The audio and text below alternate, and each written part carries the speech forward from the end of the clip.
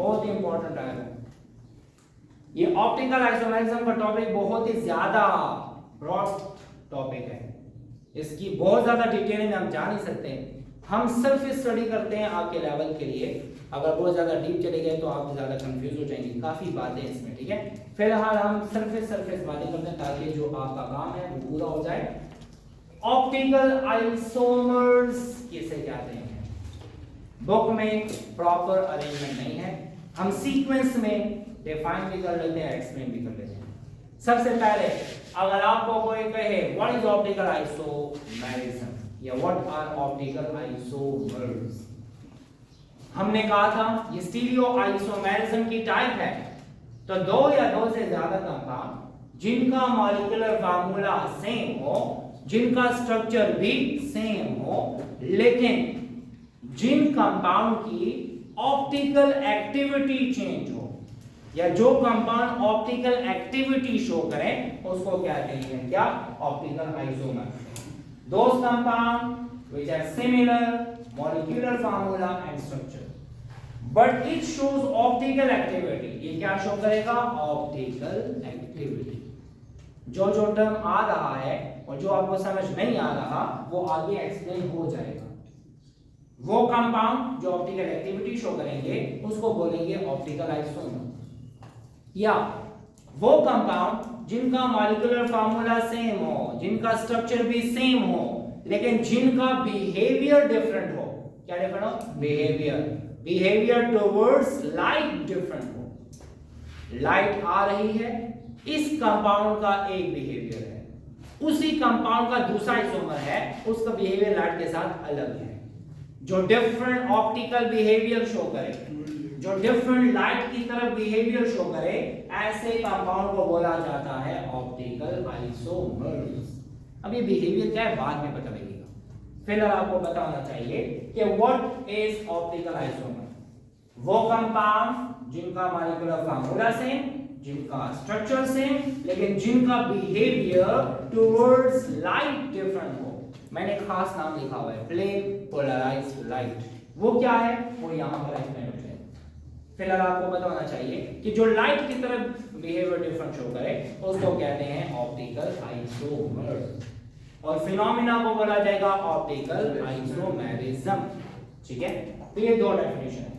वो कंपाउंड जो optical activity show करे उसको कहेंगे ऑप्टिकल आइसोमर, या वो कंपाउंड जो लाइट की तरफ डिफरेंट बिहेवियर शो करे उसको कहेंगे optical isomer. Now the term optical activity is a little bit confusing. अब ऑप्टिकल एक्टिविटी क्या है सुने। मैंने लिया हुआ है एक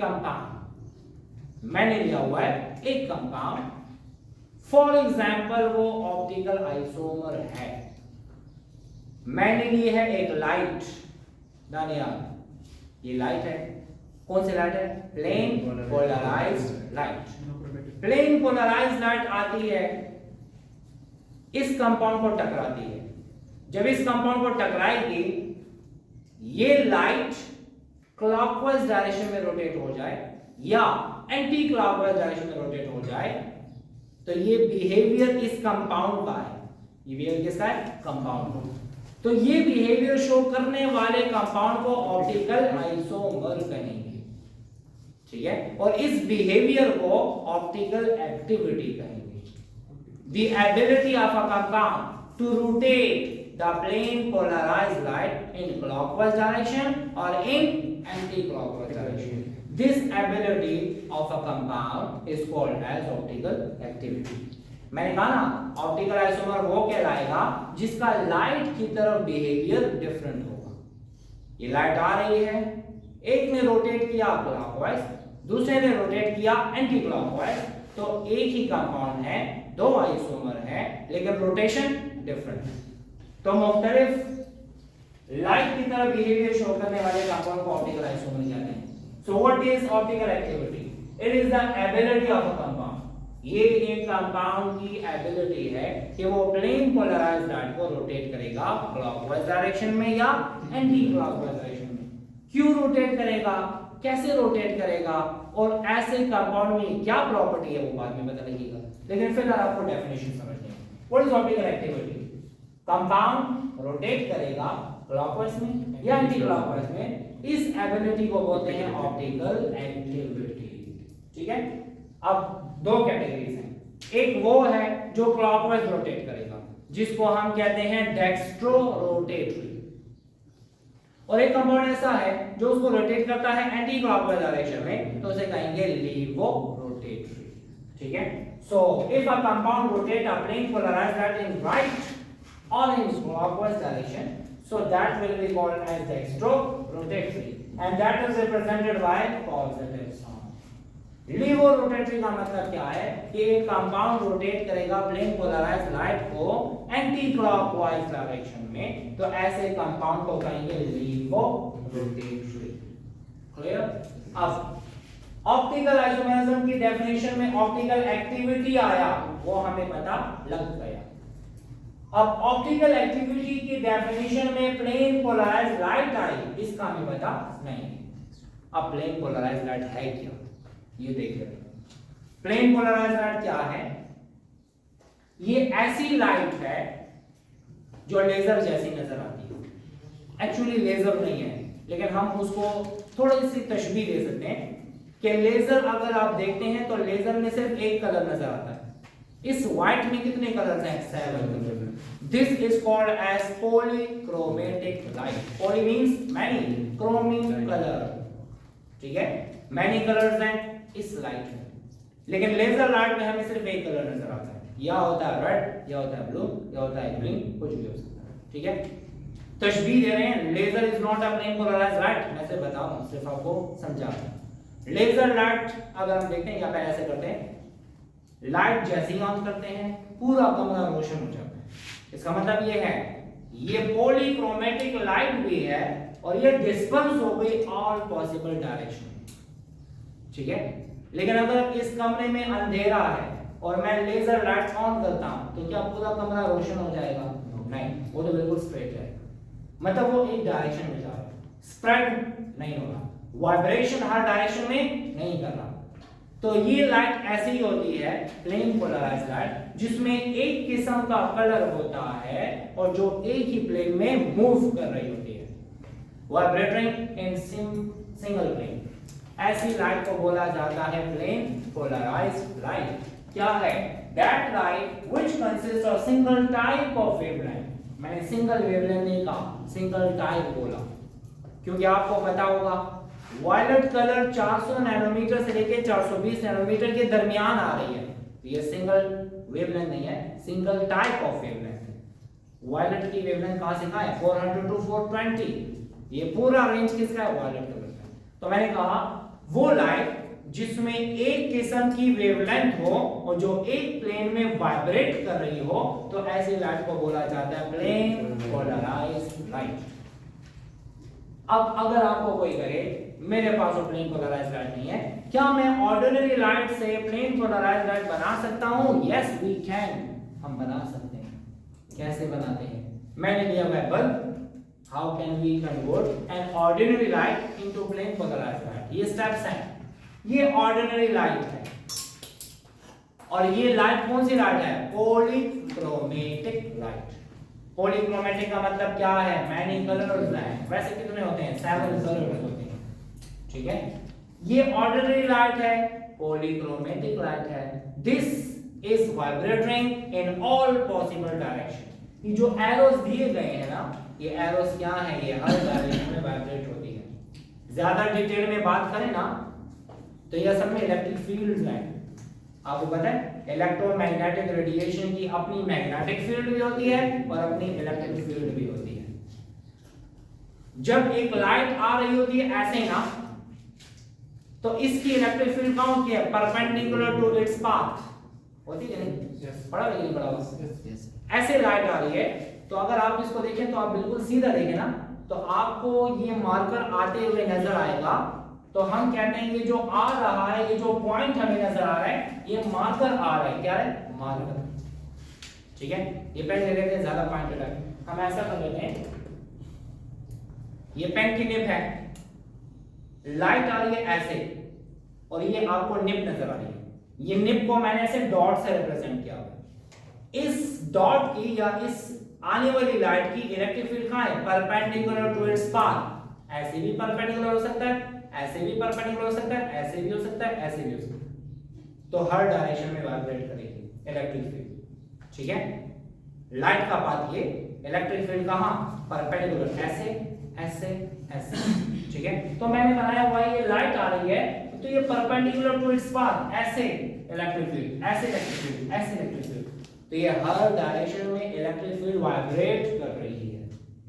ठीक है, तो ये हो गई polychromatic light and vibrating in all possible direction. So this is not a polarised light, this is unpolarised light. ठीक है, अब मैंने पहले पॉलीक्रोम से मोनोक्रोम बनाना है, पॉलीक्रोम से मोनोक्रोम। तो मैंने एक चीज लेनी है जिसको बोलते हैं मोनोक्रोमेटर।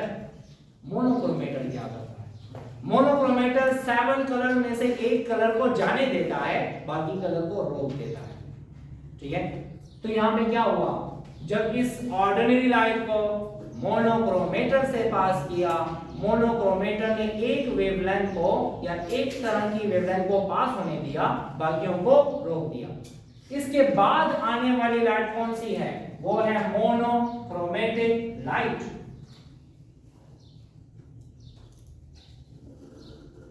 यह है मोनोक्रोमेटिक लाइट। लेकिन ये मोनोक्रोमेटिक है, फिर भी हर पॉसिबल डायरेक्शन में वाइब्रेट करेगी। अब हमें मोनोक्रोमेटिक तो मिल गई, सिंगल टाइप ऑफ वेवलेंथ मिल गया, लेकिन हर डायरेक्शन में हमें नहीं चाहिए, हमें इस डायरेक्शन में चाहिए। हम इस आने वाली मोनोक्रोमेटिक लाइट को पास करते हैं पोलराइजर से। किससे पास करते हैं, पोलराइजर। पोलराइजर क्या है, निकोल प्रिज्म है। This is Nicol prism. Nicol prism अक्सर पूछा जाता है एमसीक्यू में कि Nicol prism is made up of, it is made up of calcite. किससे बना हुआ है, कैल्साइट से। ये है कैल्साइट से बना हुआ है। And what is calcite, calcium carbonate को कहते हैं। याद रहे, पोलराइजर क्या है, निकोल प्रिज्म है। निकोल प्रिज्म जो है किससे बना है, कैल्साइट से बना है। कैल्साइट क्या है, लाइमस्टोन है। लाइमस्टोन क्या है, कैल्शियम कार्बोनेट है। ठीक है, तो आपने याद रखना है, अगर एमसीक्यू में यही ऑप्शन आ जाए तो और ऑफ दिस कर देना है। ठीक है, monochromatic light will be pass through polariser. Polariser क्या करता है, ये जो मोनोक्रोमेटिक लाइट आ रही है, ये इलेक्ट्रिक फील्ड, ये इलेक्ट्रिक फील्ड, ये इलेक्ट्रिक फील्ड, ये इलेक्ट्रिक फील्ड हर डायरेक्शन में वाइब्रेट कर रहा है। वो क्या करता है, वो बाकी डायरेक्शन वाली इलेक्ट्रिक फील्ड को काट देता है और सिर्फ एक डायरेक्शन वाले इलेक्ट्रिक फील्ड को पास होने देता है। ठीक है, तो पोलराइजर क्या करेगा, ये जो बाकी मूवमेंट हो रही है ना, इसको खत्म कर देगा। चलो मैं पहले सारे बना देता हूं। ये है, होता है ऐसे ऐसे ऐसे ऐसे ऐसे और ऐसे। पोलराइजर क्या करेगा, ये बाकी फील्ड्स को काट देगा, फिल्टर कर देगा और सिर्फ एक डायरेक्शन वाली फील्ड को पास होने देगा। ठीक है, ये ऐसे बन जाता है। ये काम किसका है, ये काम निकोल प्रिज्म का है। और निकोल प्रिज्म को हम पोलराइजर कहते हैं। ये एक फिल्टर है जो कि बाकी इलेक्ट्रिक फील्ड को काट के सिर्फ एक डायरेक्शन में इलेक्ट्रिक फील्ड को वाइब्रेट होने देता है। अब ये जो लाइट हमें मिली है सिंगल प्लेन में मूव करेगी। ये जो लाइट हमें मिली है मोनोक्रोमेटिक लाइट। इस लाइट को बोला जाएगा क्या, प्लेन पोलराइज्ड लाइट। ये लाइट बनाने के बाद कंपाउंड के सॉल्यूशन में से पास करेंगे। ये लाइट रोटेट हो जाए तो हम कहेंगे ये कंपाउंड क्या है, ऑप्टिकल आइसोमर है, ऑप्टिकली एक्टिव है। ठीक है, एक और इंपॉर्टेंट बात, ये सारा काम एक इंस्ट्रूमेंट में होता है और उस इंस्ट्रूमेंट को बोला जाता है पोलैरिमीटर। अक्सर पूछा जाता है optical activity of a compound can be determined by which instrument, तो पोलैरिमीटर से इस्तेमाल करते हैं। और इस फिनोमिना को, इस प्रोसेस को पोलैरिमेट्री कहते हैं। क्या कहते हैं, पोलैरिमेट्री। ठीक है, यहां पे मैं लिख देता हूं कि optical activity of a compound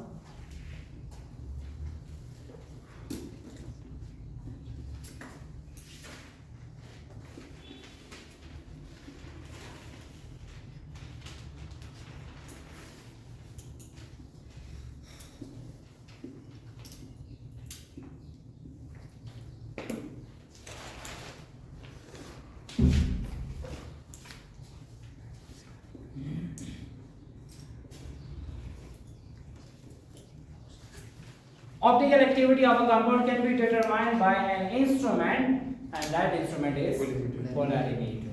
ठीक है, आगे प्रोसीड करते हैं। हम देखेंगे कि कौन सी वाला कंपाउंड ऑप्टिकल एक्टिविटी शो करेगा और उसमें ऐसी क्या बात होती है कि वो ऑप्टिकल एक्टिविटी शो करता है। ठीक है, अच्छा, पोलैरिमीटर हमने डिस्कस किया कि जब भी किसी भी कंपाउंड की ऑप्टिकल एक्टिविटी मालूम करते हैं तो पोलैरिमीटर इस्तेमाल करते हैं। अब पोलैरिमीटर में हमें क्या नजर आता है और हम पोलैरिमीटर में कंपाउंड को किस फॉर्म में लेते हैं तो हम यहाँ पे देख लेते हैं। पोलैरिमीटर के जरिए से जब हम ऑप्टिकल एक्टिविटी मालूम करते हैं तो इस प्रोसेस को पोलैरिमेट्री कहते हैं। ठीक है, पोलैरिमीटर में प्लेन पोलराइज्ड लाइट बन जाती है, जिस तरह हमने वहां पढ़ा कि प्लेन पोलराइज्ड लाइट कैसे बनती है। उसी पोलैरिमीटर में निकोल प्रिज्म भी होता है, उसी पोलैरिमीटर में मोनोक्रोमेटर भी होता है। उस मोनोक्रोमेटर और निकोल प्रिज्म से पास होने के बाद ordinary light plane polarised light बन जाती है। अब ये जो लाइट आ रही है ये है प्लेन पोलराइज्ड लाइट। अब प्लेन पोलराइज्ड लाइट के सामने एक कंटेनर होता है जिसमें सैंपल रखा जाता है। जिस कंपाउंड की ऑप्टिकल एक्टिविटी मालूम करनी होती है उसको इस कंटेनर में रखते हैं। अगर हमने कुछ नहीं रखा तो हमें उसके सामने स्क्रीन पे ये नजर आएगा और जैसे ये नजर आ जाए तो हम कहेंगे ये जो लाइट आ रही है ये है प्लेन पोलराइज्ड लाइट। अगर हमने कोई कंपाउंड लिया, फॉर एग्जांपल कोई ऑर्गेनिक कंपाउंड हमें दिया गया और कहा गया इस ऑर्गेनिक कंपाउंड का बताएं कि ऑप्टिकली एक्टिव है कि नहीं। हम उस कंपाउंड का सॉल्यूशन बनाते हैं और सॉल्यूशन हम बनाने के बाद उसको रख देते हैं यहाँ पर। जब उसके सॉल्यूशन को यहाँ पर रख देंगे और रखने के बाद प्लेन पोलराइज्ड लाइट पास हो जाए और स्क्रीन में कोई फर्क ना आए तो हम कहेंगे ये जो कंपाउंड रखा है ये ऑप्टिकली इनएक्टिव है, ये ऑप्टिकल आइसोमर नहीं है। ठीक है, मैंने लिखा हुआ है कि जिस कंपाउंड को हम रखेंगे इसके रास्ते में वो ऑप्टिकल एक्टिव नहीं होगा, so there will be no change in direction of arrow. Arrow की डायरेक्शन में कोई चेंज नजर नहीं आएगा। लेकिन अगर वो ऑप्टिकल आइसोमर होगा तो या वो रोटेट होगा राइट की तरफ या होगा लेफ्ट की तरफ। फॉर एग्जांपल एक कंपाउंड को हमने यहाँ पे रखा सॉल्यूशन की फॉर्म में, हमने लाइट को पास किया और लाइट को पास करने के बाद हम क्या करते हैं, हमने जब देखा स्क्रीन पे, अच्छा, जब किस कंपाउंड को हम ले लेते हैं उसका सॉल्यूशन और उसमें से प्लेन पोलराइज्ड लाइट पास कर दें और स्क्रीन पे हमें नजर आ जाए एरो की डायरेक्शन चेंज नजर आ जाए, ऐसे नजर आ जाए, तो जब ऐसे नजर आया तो इसका मतलब कि ये रोटेट हुआ ऐसे क्लॉकवाइज डायरेक्शन में। तो जब क्लॉकवाइज डायरेक्शन में ये रोटेट हो गया हम कहेंगे ये कौन सा है, दिस इज डेक्स्ट्रो रोटेटरी,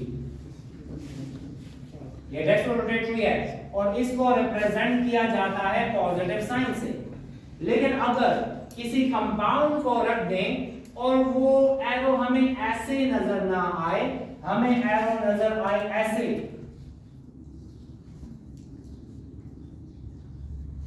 ये रोटेट हुआ एंटी क्लॉकवाइज डायरेक्शन में, तो ये होगा क्या, laevorotatory and represented by negative sign. तो किसी भी कंपाउंड की ऑप्टिकल एक्टिविटी मालूम करनी है तो पहले उस कंपाउंड को हम डिसॉल्व करते हैं सॉल्वेंट में, बनाएंगे सॉल्यूशन और सॉल्यूशन बनाने के बाद लाइट पास कर देंगे।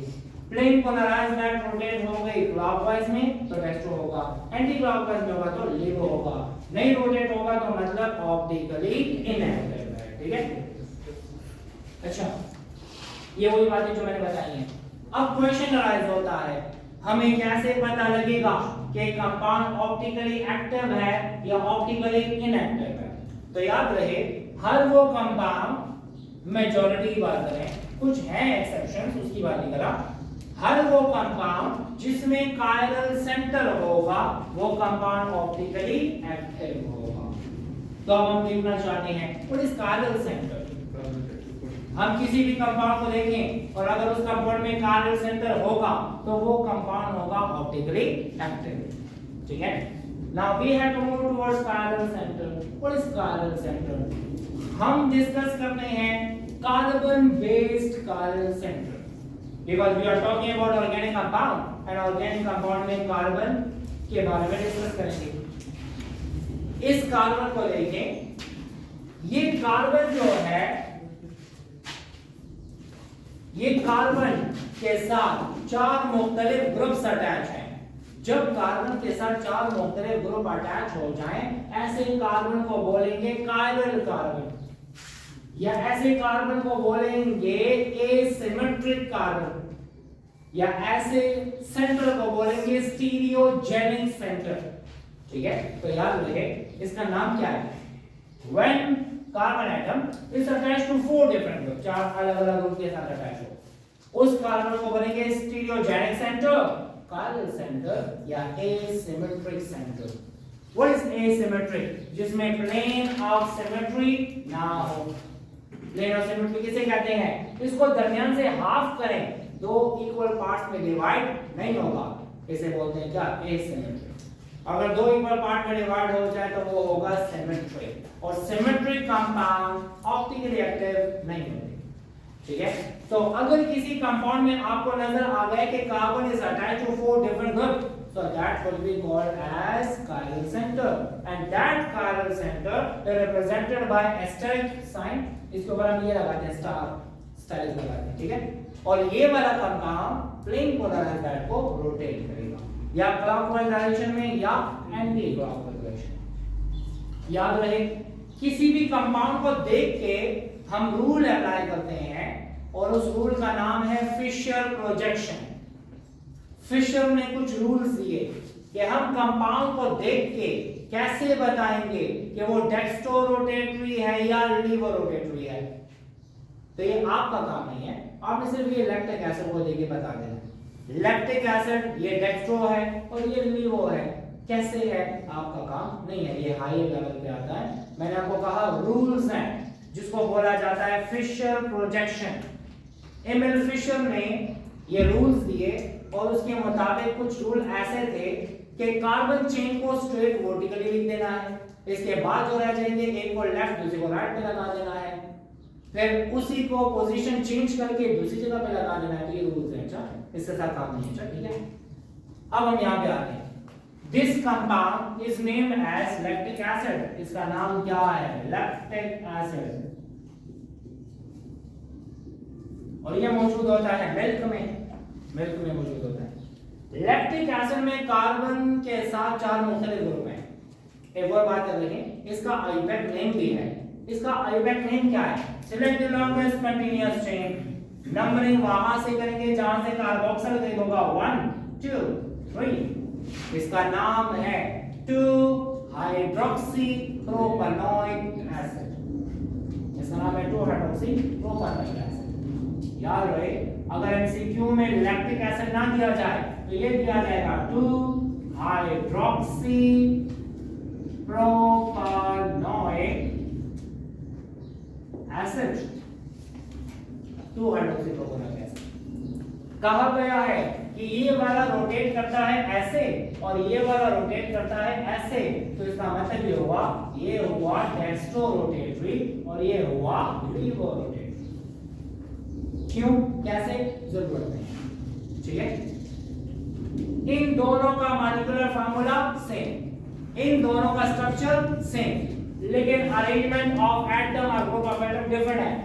इसका OH लेफ्ट और H राइट पे है, इसका OH राइट पे है और H लेफ्ट पे है, तो डिफरेंस है ना।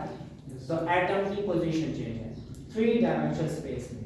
अब एक और बात सुनें हसन, अगर मैं इसके दरमियान रख देता हूं मिरर, अगर मैं मिरर इसके दरमियान रख देता हूं, ये असल में क्या, दिस इज मिरर। मिरर में तनवीर, मिरर में कार्बोक्सिल कार्बन मिथाइल सीधा सीधा नजर आएगा अपनी पोजीशन, ठीक है।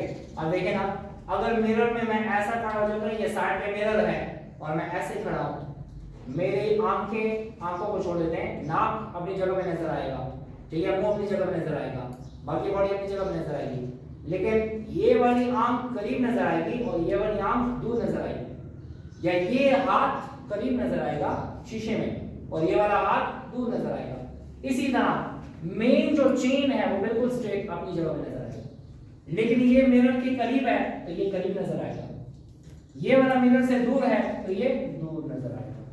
तो क्या ये दो आइसोमर एक दूसरे के मिरर इमेजेस हैं? यस सर, ये मिरर इमेजेस हैं, ये एक दूसरे के मिरर इमेजेस हैं। एक और बात करते हैं, मैं इस कंपाउंड को ऐसे उठाता हूं, ऐसे उठाया और इसके ऊपर रखा तो कार्बोक्सिल कार्बन मिथाइल एक दूसरे के ऊपर आ जाएंगे, लेकिन हाइड्रोक्सिल के ऊपर हाइड्रोजन आएगा और हाइड्रोजन के ऊपर हाइड्रोजन। ये सुपर इंपोजिबल नहीं है। ये क्या चीज होती है? सुपर इंपोजिबल इसको कहते हैं। ये एक हाथ, ये दूसरा हाथ, इस तरह नहीं है। दिस इज सुपर इंपोजिबल, ठीक है। थंब के ऊपर थंब आई, इंडेक्स फिंगर के ऊपर ये फिंगर आई, लिटिल फिंगर के ऊपर लिटिल फिंगर आई, इसको बोलते हैं सुपर इंपोजिबल। लेकिन अगर ऐसे कर ले, ये सुपर इंपोज नहीं हुआ, इसको बोलते हैं नॉन सुपर इंपोजिबल। इसी तरह ये एक दूसरे के मिरर इमेजेस हैं, लेकिन सुपर इंपोज नहीं हो सकते। इनको बोला जाता है एनंशियोमर्स। क्या कहते हैं? एनंशियोमर्स। वो ऑप्टिकल आइसोमर्स जो एक दूसरे के मिरर इमेजेस हों, लेकिन एक दूसरे पे सुपर इंपोज ना हो सकते हो, ऐसे आइसोमर्स को एनंशियोमर्स कहते हैं, ठीक है। So those optical isomers which are non-superimposable mirror images of one another are called as enantiomers, ठीक है। लेकिन वो आइसोमर्स जो एक दूसरे के मिरर इमेजेस ना हो, तो जब मिरर इमेजेस ना हो तो सुपर इंपोज होने की बात नहीं करते, ठीक है। जो एक दूसरे के मिरर इमेजेस ना हो लेकिन ऑप्टिकली एक्टिव हो, क्योंकि वो कौन सा आइसोमर है? Optical isomer. वो ऑप्टिकल आइसोमर जो एक दूसरे के मिरर इमेजेस ना हो तो उनको डायास्टीरियोमर कहते हैं। क्या बोलते हैं? डायास्टीरियोमर। और वो जो मिरर इमेजेस हो नॉन सुपर इंपोजिबल हो तो उसे क्या बोलते हैं? एनंशियोमर। जो मिरर इमेजेस ना, अब इसको देख रहे हैं, एक ट्रियोज है और एरिथ्रोज है, ये दो कंपाउंड है। इसमें 1 2 3 4 कार्बन है, 1 2 3 4 कार्बन है, OH OH OH OH OH OH एक जैसे, ठीक है। H H H H H H मतलब मॉलिक्यूलर फार्मूला सेम, स्ट्रक्चर भी सेम, लेकिन अरेंजमेंट डिफरेंट। ये दोनों ऑप्टिकल आइसोमर हैं और मिरर इमेजेस नहीं है। ये एक दूसरे के ऑप्टिकल आइसोमर्स हैं लेकिन मिरर इमेजेस नहीं है कि नहीं है? तनवीर कैसे हैं? ये OH OH एक तरफ को है ना, तो इधर भी OH OH को एक तरफ होना चाहिए था। ये मिरर इमेज तब होता कि जब इसका OH यहाँ पे होता, ये OH ऐसे होता, ये ऐसे होता, फिर मिरर इमेजेस होते। अब तो मिरर इमेजेस नहीं है ना। ये हुआ क्या? यहाँ पर मौजूद है H और यहाँ पर मौजूद है OH। ये एक दूसरे के ऑप्टिकल आइसोमर्स हैं लेकिन एक दूसरे के मिरर इमेजेस नहीं है। तो क्या ये एनंशियोमर कहलाएंगे? नहीं, ये कहलाएंगे तो डायास्टीरियोमर्स, ठीक है। जो मिरर इमेजेस हो नॉन सुपर इंपोजिबल हो तो उसे बोलेंगे एनंशियोमर्स। जो मिरर इमेजेस ना हो लेकिन ऑप्टिकल आइसोमर्स हो, डायास्टीरियोमर कहलाएंगे। क्लियर? यस। कुछ कंपाउंड ऐसे हैं, some compound contain more than one chiral center, एक से ज्यादा chiral center होते हैं लेकिन ऑप्टिकली एक्टिव नहीं होते। हमने कहा जिसमें chiral center होगा वो होगा optically active. some exceptions are there, कुछ कंपाउंड में एक से ज्यादा chiral center होता है लेकिन फिर भी ऑप्टिकली एक्टिव नहीं होता। ऐसा कंपाउंड कौन सा है? मीसो कंपाउंड। मीसो कंपाउंड कौन सा है? देख लेते हैं। मैंने लिया टार्टारिक एसिड। कौन सा एसिड? टार्टारिक। ये कहाँ होता है? ग्रेप्स में होता है टार्टारिक एसिड। अच्छा सुने, क्या इसमें कार्बन सेंटर है? इसमें 2 कार्बन सेंटर है, देख लेते हैं।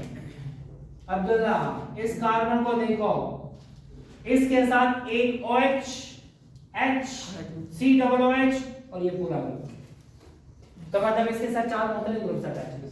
फिर इस कार्बन को देखें, OH, H, COOH, ये पूरा ग्रुप, ये हो गए 2 कार्बन सेंटर। लेकिन फिर भी जब इसमें से हम प्लेन पोलराइज्ड चार्ज को पास करते हैं तो ये रोटेशन नहीं करवाता। क्यों? क्योंकि ये मीसो कंपाउंड है। मीसो कंपाउंड किसे कहते हैं? जब इस कंपाउंड को ऐसे दरमियान से आधा करें, क्या 2 इक्वल हाफ में डिवाइड हो गया? हो गया सर। जब किसी कंपाउंड में एक से ज्यादा कार्बन सेंटर हो लेकिन उसमें प्लेन ऑफ सिमेट्री हो, ठीक है ना, दरमियान से हाफ करें, COH, HCOOH, COH, HCOOH, ये तो एक जैसे ग्रुप हो। जब एक जैसे ग्रुप में डिवाइड हो जाए तो उसे बोलेंगे प्लेन ऑफ सिमेट्री, और जब प्लेन ऑफ सिमेट्री आए तो वो ऑप्टिकली इनएक्टिव हो जाएंगे। Those compounds which have more than one carbon center but it have plane of symmetry, इसमें क्या हो? प्लेन ऑफ सिमेट्री हो, तो वो क्या होगा?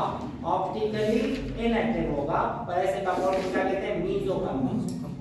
Those compounds which have plane of symmetry are considered as meso compound, and meso compound are optically inactive। एक और बात सुनिए, अगर इसी टार्टारिक एसिड को मैं चेंज कर दूं, अब्दुल्ला क्या कर दूं? कैसे चेंज करूं? इधर लगा दिया H, इधर लगा दिया OH, क्या इसमें प्लेन ऑफ सिमेट्री है? नहीं है। OH होना चाहिए वहां पे, OH कहां पे? यहां पर है। This is optically active tartaric acid, समझ आ गई? ये ऑप्टिकली एक्टिव है, ये मीसो कंपाउंड नहीं है। लेकिन जहां पर OH हो वहीं पर OH दूसरा मौजूद हो, दिस इज ऑप्टिकली इनएक्टिव, ये मीसो कंपाउंड।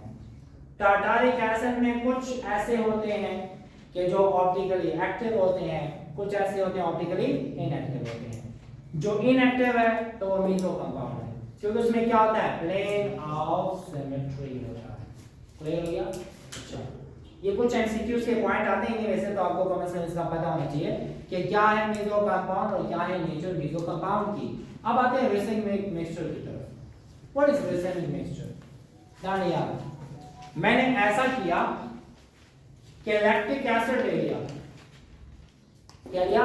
Lactic acid. एक लिया डेक्स्ट्रो वाला, एक लिया लीवो वाला। इसका सॉल्यूशन बनाया है मैंने 1 मोलर, इसका भी बनाया है 1 मोलर। इसके वाला सॉल्यूशन रोटेट करेगा क्लॉकवाइज में, इसके वाला रोटेट करेगा एंटी क्लॉकवाइज में। दोनों की कंसंट्रेशन सेम, ठीक है। मैं लेता हूं 50 ml ये वाला और 50 ml ये वाला, दोनों को मिक्स कर दिया तो 50 ml 1 मोलर डेक्स्ट्रो वाला है, 50 ml 1 मोलर लीवो वाला है। इनका जो मिक्सचर होगा, ऐसे मिक्सचर को बोलते हैं क्या? Racemic mixture.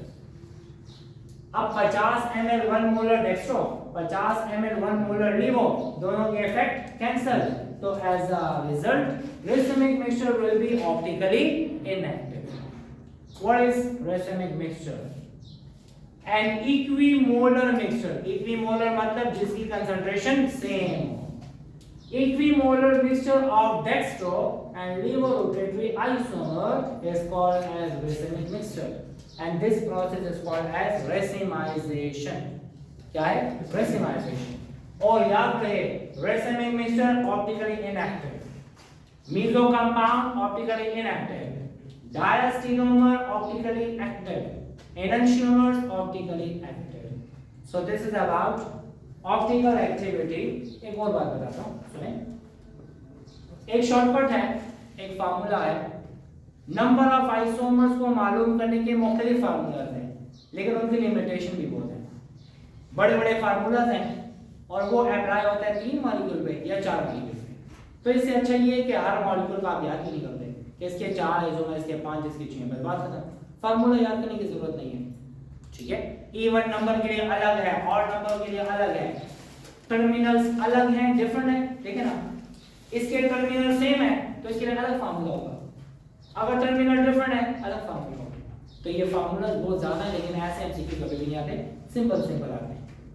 ऑप्टिकल एक्टिविटी का आइसोमर का फार्मूला एक ही है, 2 की पावर n, जिससे हम नंबर ऑफ आइसोमर मालूम कर सकते हैं। अगर आपको कोई कहे how many isomers are there for a glucose, glucose के नंबर ऑफ आइसोमर्स देते हैं, नंबर ऑफ ऑप्टिकल आइसोमर्स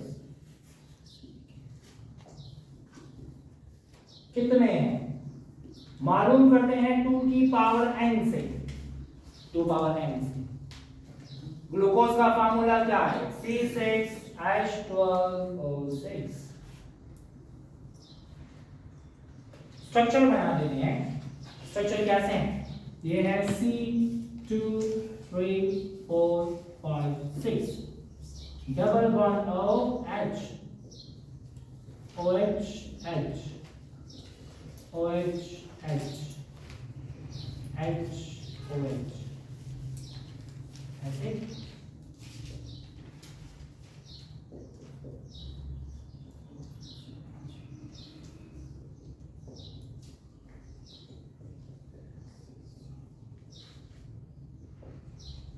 ये ग्लूकोज का स्ट्रक्चर है। हम देखते हैं कितने कायरल सेंटर्स हैं, how many optical isomers are there for a glucose molecule. तो आप देखते हैं नंबर ऑफ कायरल सेंटर्स कितने हैं। तो रणवीर पहले वाला तो कायरल सेंटर नहीं है, क्योंकि डबल बॉन्ड है, मतलब 4 मुख्तलिफ ग्रुप अटैच होने चाहिए। आखिरी वाला भी कायरल सेंटर नहीं है, क्यों, क्योंकि कार्बन के साथ 2 हाइड्रोजन अटैच है। तो पहला और आखिरी कार्बन तो नहीं है। अब दरमियाना भी देखते हैं, ये कायरल सेंटर है, ये कायरल सेंटर है, ये भी है और ये भी है। कैसे, कार्बन के साथ OH, H ऊपर वाला ग्रुप और ये नीचे पूरा ग्रुप, 4 अलग अलग ग्रुप्स हैं, तो कायरल सेंटर हुआ। फिर ये देखते हैं, इसी तरह OH, H ये ऊपर वाला पूरा ग्रुप और ये नीचे वाला पूरा ग्रुप, 4 डिफरेंट ग्रुप्स होते हैं, ठीक है। फिर इसको देखते हैं, इसी तरह OH, H ऊपर वाला पूरा ग्रुप और नीचे वाला पूरा ग्रुप, अलग अलग ग्रुप हैं। So we have 4 chiral centres. तो इसके लिए n की वैल्यू हो गई 4। How many optical isomers are there, 2 की पावर 4। 2 की पावर 4 का मतलब क्या, 2 multiplied by 2 multiplied by 2 multiplied by 2, it means 16 isomers. अगर आपसे पूछा जाए how many optical isomers are there for a glucose molecule, तो आपने कहना है 16 आइसोमर्स। फ्रक्टोज के लिए कितने होंगे, फ्रक्टोज 16 नहीं होंगे, क्योंकि फ्रक्टोज में ऊपर होता है CH2OH, नीचे होता है CH2OH, दरमियान में होता है C double bond O, aldehyde और कीटोन है ना। What is glucose, polyhydroxy aldehyde. What is ketone, polyhydroxy ketone. तो कीटोन में पहले 2 कार्बन और आखिरी कार्बन कायरल नहीं होता, उसमें कायरल 3 होते हैं, तो 2 की पावर 3 क्या हो जाएगा, 8 आइसोमर्स। तो याद रहे, the number of optical isomers can be calculated by 2 की power n। What is n, number of chiral centres. Number of chiral centre put करने के बाद हमें पता लग जाएगा। So this is all about optical isomerism। all about तो नहीं है, ये इतना है कि आपके लिए काफी रहेगा MD कैट तक और आपके पेपर तक, क्योंकि अगर बहुत डिटेल में पढ़ते हैं तो ये बहुत ही ब्रॉड टॉपिक है और खत्म नहीं होगा। एक ऑप्टिकल आइसोमेरिज्म पे बड़ी बड़ी बुक्स लिखी गई है, ठीक है। तो लाइक करें, शेयर करें।